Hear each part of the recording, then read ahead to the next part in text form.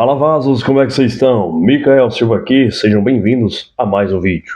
Você sabia que o acusador ou o Satanás, ele tem uma Bíblia e que nesse seu livro ele possui várias falas a qual a humanidade se inspira e muitas das vezes utiliza no dia a dia sem nem saber o porquê.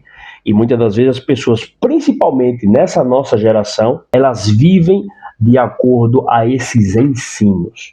E você pode estar me perguntando, tá, Micael, qual que são essas frases, esses versículos que está escrito nesse livro? É justamente isso que eu vou revelar nesse vídeo. O primeiro ensino de Satanás é: o importante é ser feliz. Em paralelo ao que Deus cria, Satanás ele não cria, ele copia. Ele copia e ele deturpa esse ensino, fazendo com que as pessoas fiquem presas em promessas e em ilusões, tudo referente a essa vida. Então, o primeiro ensino que ele dá é: o importante é ser feliz.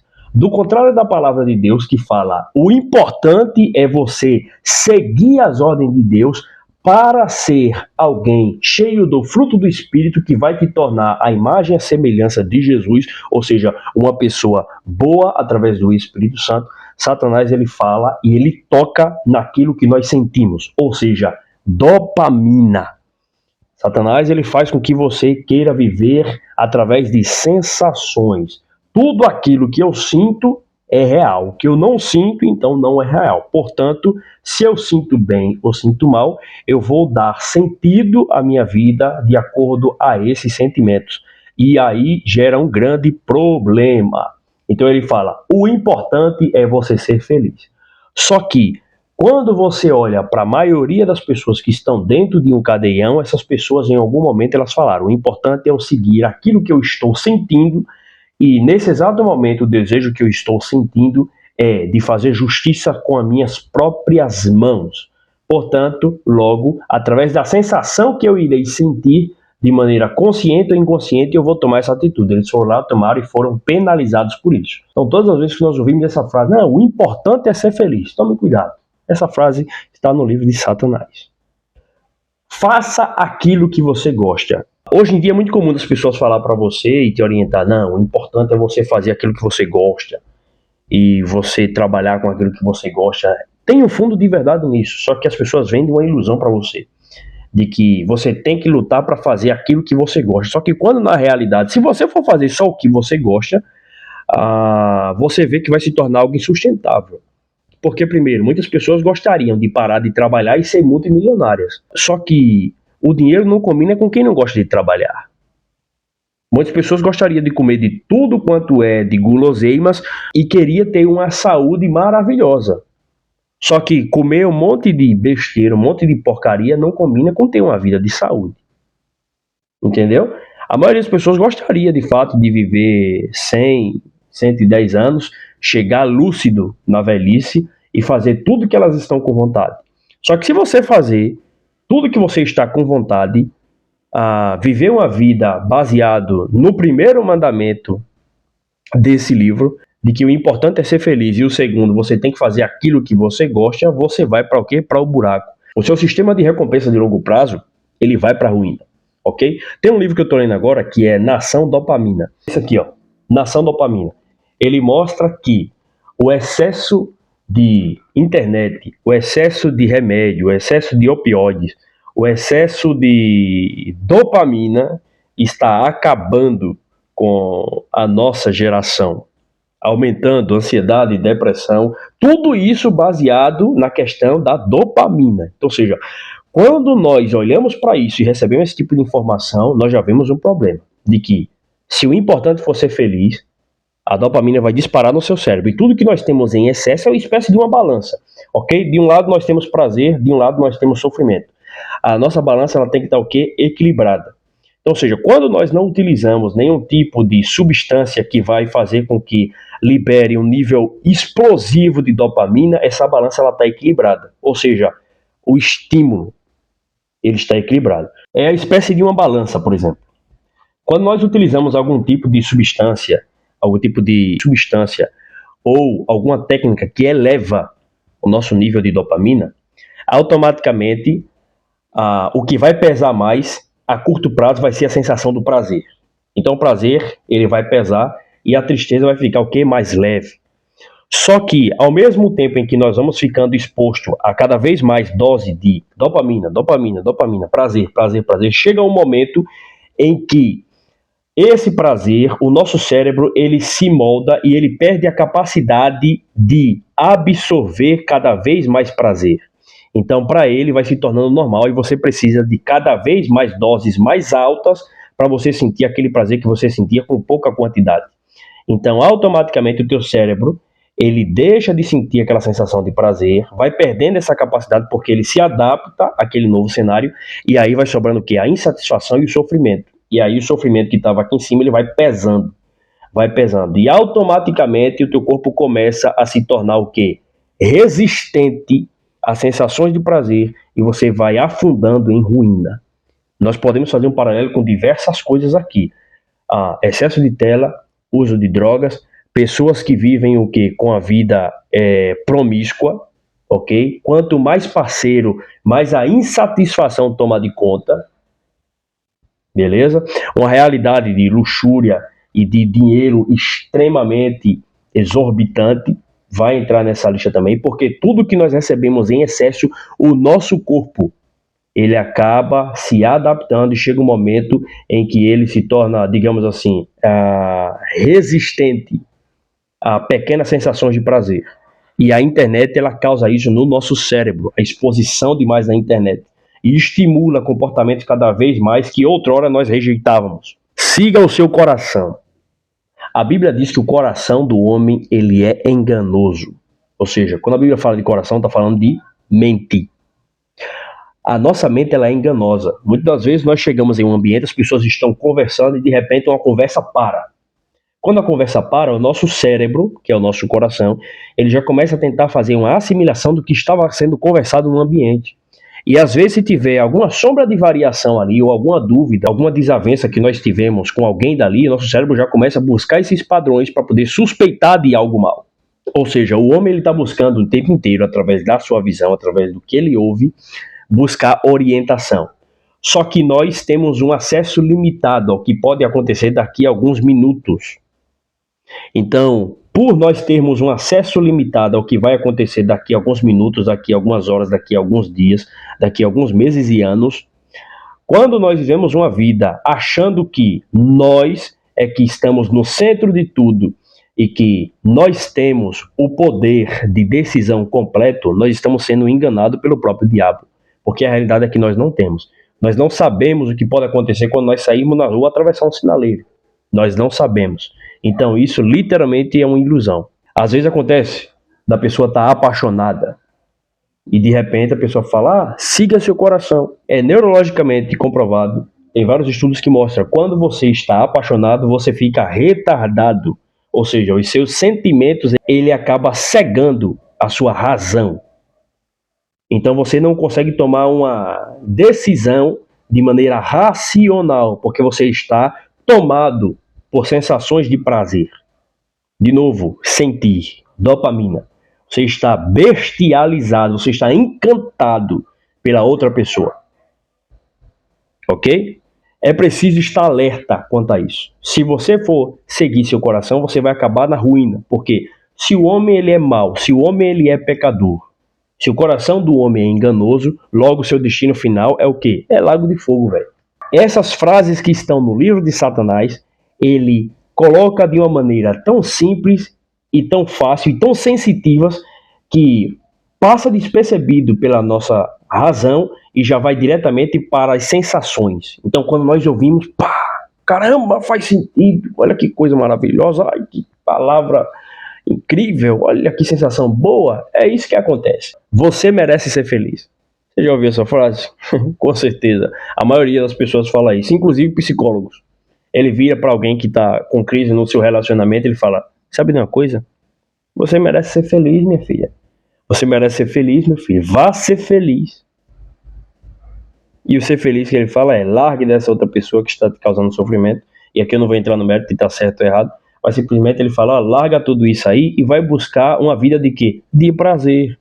Vá buscar alguém que te faça bem, vá buscar sensações que vai fazer você sentir prazer. Só que existe um grande problema que é o seguinte: a felicidade não te ausenta de sofrimento. O que te vai ausentar de sofrimento é a pílula mágica que a indústria farmacêutica te vende, que é o quê? Remédio, que é opioide, substâncias químicas. Justamente baseado nessa frase de que você merece ser feliz, você tem que fazer aquilo que gosta. Você recebe um comprimidinho lá que quando você tá com dor de cabeça, ele fala, ó, tá aqui a solução, toma aí. Aí você, pô, você pega aí pra dentro. Só que essa burla, essa quebra de sofrimento temporário vai ocasionar em um problema futuro em que você permanecerá em um estado mais longo desse sofrimento. Às vezes na velhice em cima de uma cama, porque esse comprimido que você acabou tomando, ele gerou, desencadeou uma enfermidade muito pior daquela que você estava em momentos atrás, em tempos antigos.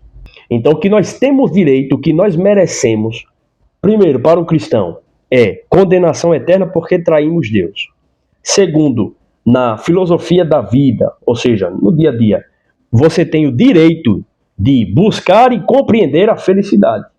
Ou seja, você tem esse direito. Você pode entrar numa jornada de autoconhecimento, de observação, de aprendizado, de vivência, para que você estude, você se desenvolva, você observe e aprenda através das lições da vida, do dia a dia, com Deus, com toda a vivência que você tem, procurar os mínimos detalhes e observar o que é de fato a felicidade. Por exemplo, quando você sai na rua e você vê o pôr do sol, e quando sua balança de prazer e sofrimento está alinhada, você consegue sentir prazer, satisfação em olhar para o sol. E o teu cérebro também libera dopamina, que é prazer. Só que quando você olha para o sol e vê a formação do sol, você olha para a lua, você vê a formação da lua, você olha para as árvores, olha para os pássaros, e você fala, cara, tem um Deus que criou tudo isso e eu recebi o título de ser filho dele, ele é meu pai. Eu ando com ele, eu vivo com ele e em breve eu vou morar junto com ele. Aí você descobre que o salmista Davi falou, a verdadeira felicidade de ter o Senhor como o nosso pastor. A felicidade está em Deus, a completude. Agora, você dizer que eu mereço ser feliz, agora você dizer que simplesmente pelo fato de você existir, você já merece ser feliz, a realidade é que não. Até porque a maioria das pessoas elas são escravas pelas próprias naturezas. As próprias decisões que elas tomam levam elas a sofrimento, porque elas se baseiam naquilo que ela gosta. E quando você vive uma vida baseada no que você gosta, no que você sente, não acaba bem. Não acaba bem. É só olhar a situação, como é que está o nosso planeta, o nosso país, principalmente, em específico. Tem gente que ele sente prazer em tirar a vida do próximo. Tem gente que a felicidade dele é apontar um fuzil pro alto e fazer apologia a tráfico, a roubo, a criminalidade, a luxúria. Tem gente que o prazer dele é esse, tem gente que a felicidade dele é essa. Ele entende que ele foi criado, que ele foi chamado para isso. Entendeu? E agora a nossa última lição. Tudo só depende de você. Ou você é senhor do seu destino. Essa é a maior mentira que nós podemos ter a certeza e a plena convicção de que quando alguém falar isso para você, pode ter certeza. Ele aprendeu com Satanás e ele está mentindo para você. Só que a maioria das pessoas gosta de ser enganadas, né? Quando você ouve essa frase, principalmente de coaches, os caras falam para você, você é senhor do seu destino. Tudo só depende de você. Na realidade, a mínima porcentagem fica com a decisão pessoal nossa, porque a maioria das coisas estão além do nosso alcance. Por exemplo, quando nós vamos dirigir, o que depende de nós é a direção do nosso carro, mas o motor dependeu de outra pessoa, a elétrica do nosso carro dependeu de outra pessoa. O carro funcionar perfeitamente depende de toda a engrenagem, a estrutura que outra pessoa, até mesmo uma máquina, montou, porque uma pessoa programou essa máquina para poder montar. Nós chegarmos no nosso destino depende das outras pessoas estarem dirigindo de maneira cuidadosa e não acontecer nenhum problema na pista de surgir um buraco, de haver um terremoto, de haver alguma catástrofe e não acontecer nenhum outro tipo de problema, alguém passar mal no volante e por isso bater em outro carro, ok? Mesma coisa, você é senhor do seu destino. Mesma coisa, riqueza, que é o que os coaches geralmente mais pregam. Não que eu tenha nada contra coach, tá? Eu acho muito legal, mas eu paro, até porque coach é um treinador. Mas nós estamos citando aqui porque muitos deles utilizam essa frase. Uma realidade é que, até mesmo para a riqueza, que é o que eles mais citam, só depende de você. Não, não só depende de você. Tem gente que nasceu de fato para ser pobre, meu irmão. Não adianta, tem gente que nasceu para ser pobre. Tem gente que nasceu para ser rico. Tem gente que nasceu para ser escravo. Tem gente que nasceu para ir para o inferno e tem gente que nasceu para ir para a eternidade. Não porque ela merece, mas pela misericórdia de Deus, pela graça de Deus. Ela recebeu esse direito de ir para a eternidade. Ok? Essa é a realidade das coisas. Quando nós vemos principalmente livro de Eclesiastes, livro de Jó, por exemplo, pega a história de Jó, um cara fora da curva, em que o próprio Deus falou para o acusador, para Satanás: tá vendo meu servo Jó? Rapaz, esse camarada, o cara é diferenciado. Você viu o que ele faz por mim? Você vê a conduta dele?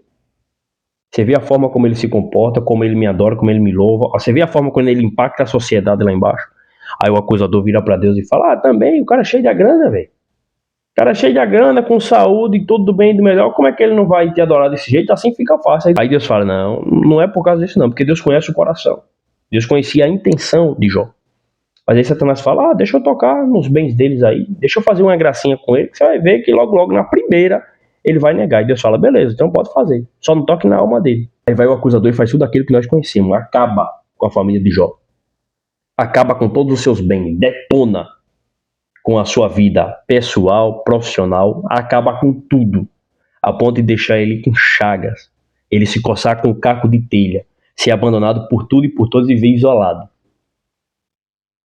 De noite e dia sendo perturbado, sofrido, afrontado, caluniado, e depois chega os seus amigos para tentar consolá-lo e não consegue consolá-lo mediante a situação dele. E os amigos, homens sábios, tentaram achar explicação lógica. Jó, com certeza você pecou, velho. Não é possível. Você está em pecado, meu irmão. Você fez alguma coisa para Deus que isso aí causou esse sofrimento todo, porque isso aí não ia vir à toa. Entendeu? Falou: não, você fez algum problema aí, você deve ter errado em alguma das suas escolhas, porque não é possível, cara. O que você fez? Pode falar para nós aí, nós somos teu amigo, pode fazer. E aí Jó se defende de todas as formas, e depois Jó começa a confrontar Deus e fazer um monte de perguntas humanas. E aí Jó começa a fazer um monte de indagação para Deus, e no final ele responde: Jó, quem é você, meu irmão? Onde você estava quando eu estava formando as estrelas, quando eu estava formando a terra, estava formando o sol, estava colocando limite? Água, até aqui você vai, daqui para cá você não passa. Quando eu coloco os ferrolhos, quando eu coloco as portas do céu. Quando Deus começa a questionar Jó, Jó simplesmente põe a mão na boca e fala: eu não vou falar nada. Ele fica calado. Deus fala: responda. Ou seja, a maior lição que nós tiramos de Jó é que nós não vamos conseguir compreender a maioria das coisas que acontecem na nossa vida, e principalmente Deus. Mas o nosso dever é obedecer à vontade de Deus.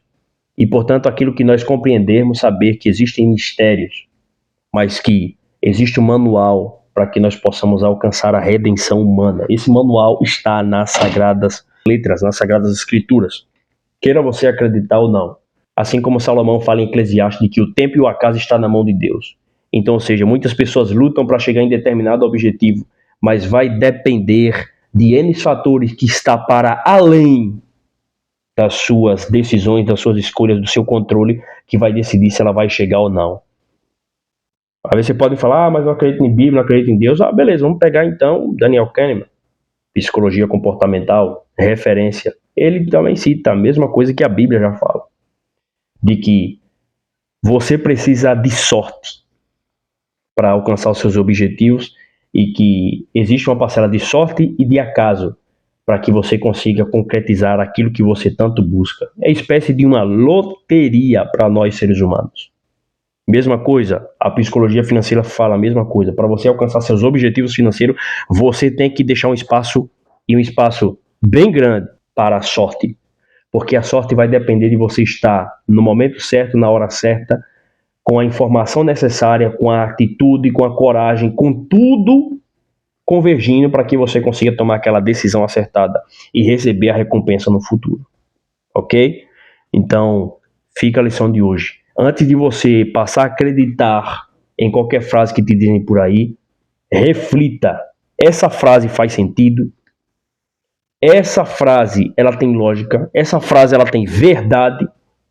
Se for uma frase muitas vezes baseada só naquilo que eu sinto, existe uma grande chance de ser mentira. Então, muito obrigado por ter assistido esse vídeo até aqui. Se inscreva no canal, deixa o seu like. Nós temos uma meta de alcançar 1000 inscritos até o final do ano. Será uma honra receber cada um de vocês aqui, ok, Vaz? Muito obrigado, Deus abençoe. Tamo junto, Vaz.